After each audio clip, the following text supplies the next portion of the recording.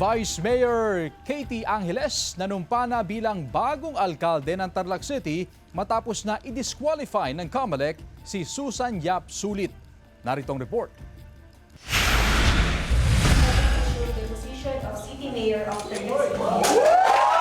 Nanumpa bilang alkalde ng Tarlac City si Vice Mayor Katrina Teresa Angeles kahapon.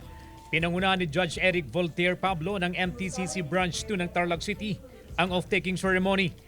Kasunod ito ng finality ng desisyon ng COMELEC na nagdeklara kay Mayor Susan Yap Sulit na disqualified sa kanyang posisyon.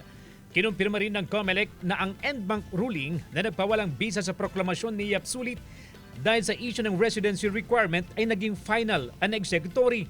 Hindi raw kasi nakatanggap ang Komisyon ng Temporary Restraining Order o TRO mula sa Korte Suprema sa loob ng 5 araw mula nang ibaba ang desisyon. Sa isang panayam, tiniyak ni Mayor Katie na ipagpapatuloy niya ang mga programang sinimulan ng kanyang inang si dating Mayor Christy Angeles na ngayon kinatawan ng 2nd distrito ng Tarlac.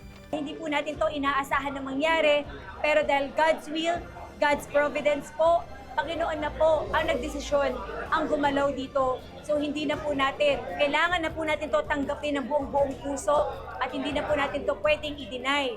Kailangan gampanan po natin ang ating bagong responsibilidad. Sinusubukan ng GMA Regional TV na makuhanan ng pahayag ang pamunuan ng Tarlac City DILG office pero wala pa silang tugon sa aming mensahe at tawag.